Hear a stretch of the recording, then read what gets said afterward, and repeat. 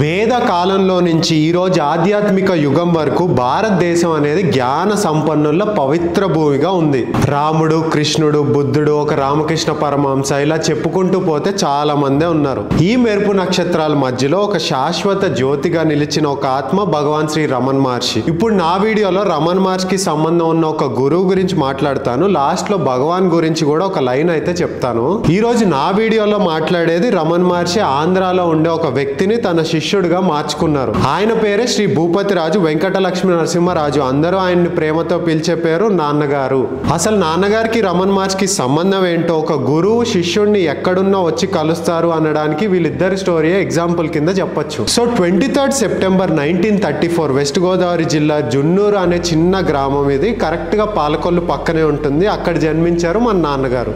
ఆయన వచ్చింది ఒక అగ్రికల్చర్ ఫ్యామిలీ నుంచి. వాళ్ళ అమ్మమ్మ అయిన సీతమ్మ గారు అప్పట్లో నార్త్ ఇండియా టూర్ చేశారు. అంటే బేసిక్ గా చాలా టెంపుల్స్ విజిట్ చేశారు 1954 ఆ టైంలో. అప్పటి నుంచి నాన్నగారికి కూడా ఆధ్యాత్మికం మీద ఒక రకమైన ఆసక్తి మొదలైంది. 1957లో నాన్నగారికి ఒక కళ వచ్చిందనమాట. జాగ్రత్తగా వినండి. ఆ కళ ఏదైతే ఉందో అదే ఆయన లైఫ్ లో ఒక టర్నింగ్ పాయింట్. ఆ కళ ఏంటి అంటే, ఒక ముసలాయన చేతిలో కర్ర పట్టుకుని, అంటే సపోర్ట్ కోసం, ఈయనని నిద్రలో నుంచి లేపి ఈయన రైట్ సైడ్ బుగ్గ పైన 3 times ముద్దు పెడుతున్నట్టుగా అనిపిస్తుంది. దానికి పాపం ఈయన కూడా నాకు ముద్దు పెట్టకండి, నన్ను వదిలేయండి అని ప్లీజ్ ప్లీజ్ అని అడుగుతారు. ఆయన ఎంత చెప్పినా ఆయన వినరనమాట. పాపం నాన్నగారికి ఎలా అనిపిస్తుంది అంటే, ఆ ముసలాయన ఏదో ఈయన జీవితంలోకి ఫోర్స్ఫుల్ గా వస్తున్నట్టుగా ఈయనకు అనిపిస్తుంది.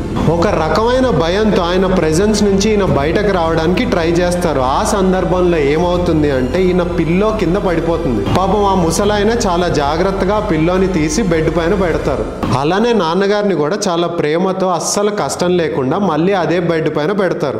ఆయన నాన్నగారి సైడ్ చూస్తూ ప్రేమతో ఒక మాట అయితే చెప్తారనమాట. ఏమని, ఇది చాలు ఇప్పటికీ అని.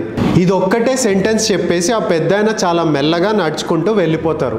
ఆ డ్రీమ్ మొత్తం కూడా నాన్నగారికి ఎలా అనిపించింది అంటే, ఏదో ఒక డాక్టర్ వచ్చి సర్జరీ చేస్తున్నట్టుగా అనిపిస్తుంది అనమాట. సో మీకు లైట్ గా అర్థమై ఉండాలి ఆయన ఎవరో. ఆ కళ తర్వాత ఆల్మోస్ట్ 6 months కంటిన్యూస్ గా నాన్నగారు ఎవరి ముసలాయన కల్లోకి వచ్చి ఇలా డిస్టర్బ్ చేశారు అని ఆలోచిస్తూ, సో ఎంత ఆలోచించినా ఆయనకు అర్థం కాదు. సో అలా కొన్ని రోజుల తర్వాత నాన్నగారు బుక్స్ చదవడం ఒక హాబీ. అప్పట్లో యూట్యూబ్ కానీ టీవీలు కానీ ఏం ఉండేది కాదు కదా. సో ఎవరైనా నాలెడ్జ్ పెంచుకోవాలి అంటే బుక్సే చదవాలి. సో నాన్నగారికి కూడా ఈ బుక్స్ చదవడం బాగా అలవాటు. ద హిందూ అనే ఇంగ్లీష్ న్యూస్ పేపర్ ని చదువుతున్నప్పుడు జిన్నూరు విలేజ్ లైబ్రరీలో ఉన్న మెడ్రాస్ బుక్ పబ్లికేషన్స్ హౌస్ వాళ్ళది ఒక అడ్వర్టైజ్మెంట్ చూస్తారు. The great men of India అనే టైటిల్ తో ఉంటుంది. ఆ బుక్ లో ఏముంటుంది అంటే, ఇండియాలో పుట్టిన 10 గ్రేట్ పర్సనాలిటీస్ గురించి ఉంటుంది ఆ బుక్ లో. ఆయన ఆ లిస్ట్ లో అందరి పేర్లు చూస్తున్నప్పుడు 7th నేమ్ వచ్చేసి రమణ మహర్షి పేరు ఉంటుందన్నమాట. ఆ పేరు చదవగానే ఆయన బాడీ మొత్తం గూస్ బంప్స్ వస్తాయి. అండ్ కళలో వచ్చింది కూడా ఇదే రమణ మహర్షి అని అప్పుడు ఆయనకు అర్థమవుతుంది. ఆయనకి ఎలాంటి ఫీలింగ్ వస్తుంది అంటే, ఎవరో ఆయన్ని షేక్ చేస్తున్నట్టు. అండ్ ఆ పేరు కూడా ఆయన్ని బాగా అట్రాక్ట్ చేస్తుంది.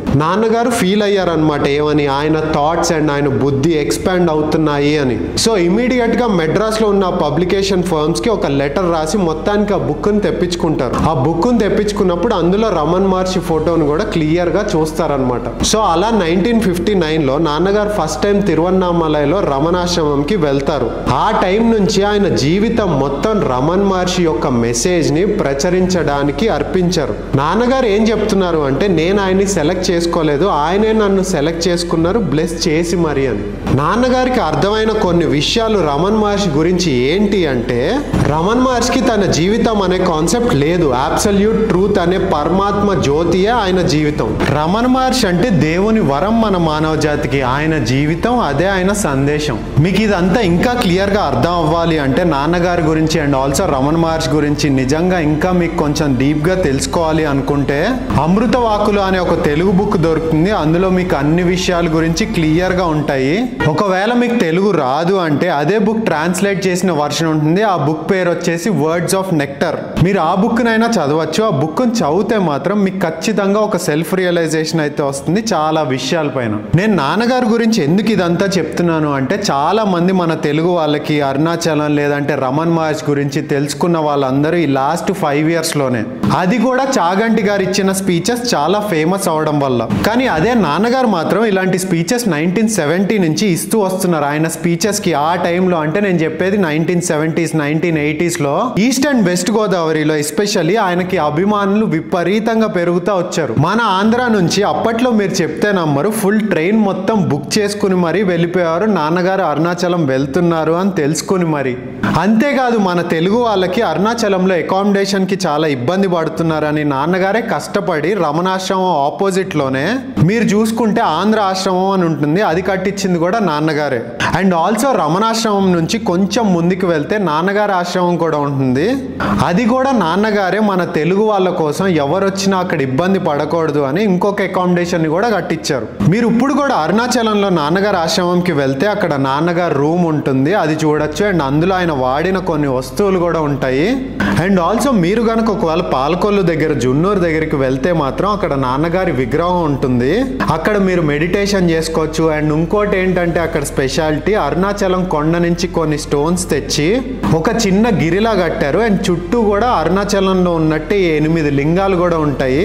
చాలా బ్యూటిఫుల్ ప్లేస్ అది కూడా. సో ఆంధ్రాలో ఉండే వాళ్ళు ఎవరైనా అరుణాచలం వెళ్ళలేకపోతే నాన్నగారి ఆశ్రమం విజిట్ చేయండి, మీకు అక్కడ కూడా అంతే ప్రశాంతత లభిస్తుంది.